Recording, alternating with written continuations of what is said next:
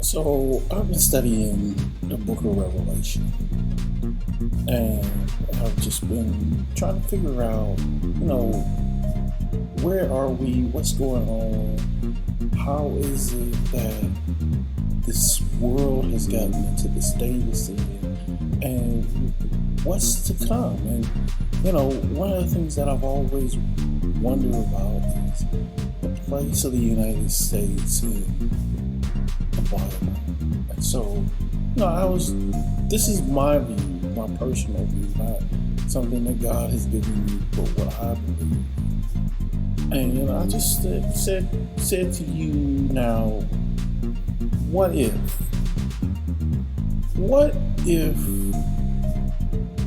the United States plays a prominent role in the end times, the last days?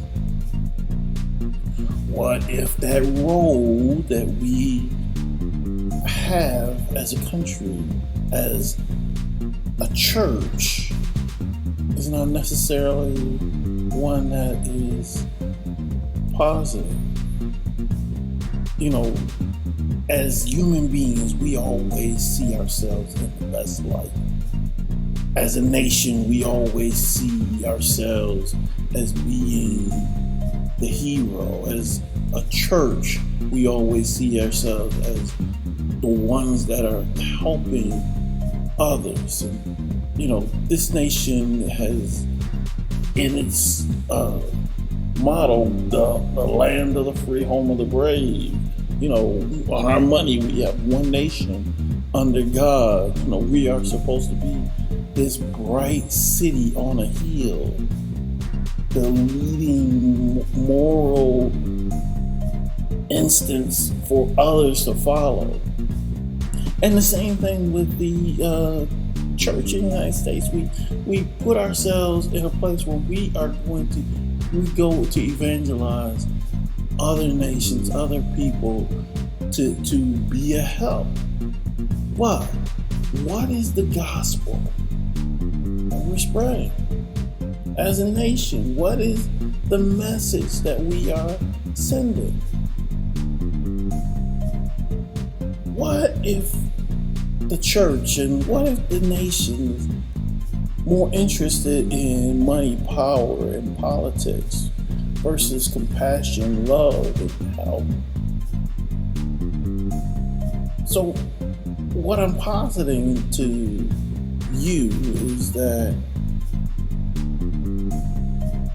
in the book of Revelation, in the 17th and especially in the 18th chapter, after the seven bowl judgment, the book talks about Babylon, which is this mystery. We're introduced to this great prostitute, this woman who sells her body for, gives away what she is for a sexual immorality to gain a living. And this prostitute has caused kings, leaders, nations to commit perversions, and the people have accepted this mentality, this behavior as right, as normal, and it's culturally embedded that these things are okay. We have come to a point where immorality and things that people do wrong as far as sexually have become okay, have become acceptable. It has become normalized. And we are a nation that is not a democracy, not a oligarchy led by a few strong companies. Well, we have, in my opinion, become a plutocracy, one in which the rich are the rulers and everything is about wealth and seeking more and more riches. And if you look at the Christian church, that's what we're exporting. That's what we're preaching. We're preaching more about selfishness than we are about Christ.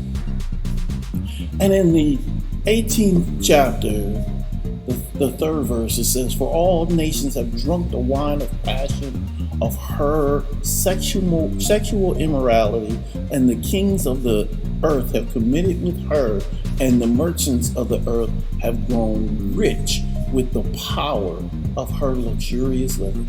What nation do you know that is so filled with desire, so filled with commercialism, consumerism, than our nation? What church has put more emphasis on the things that we gain and the things that you need for yourself, and selfish aggrandizement versus sacrifice? And in the fourth,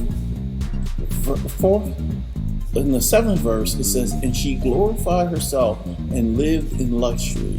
So give her a like measure of torment and mourning. Since in her heart she says, I sit as a queen, I am no widow, and mourning I shall never see." So my question to you is, if you look at this book, if you look at Babylon the Great, and the fact that everybody turns against her, that she's actually against God, against Israel, is that the path that we're taking? Is that the path that you're taking? When you think about all the things that the church in the United States once did for, helping others, is that what we stand for now?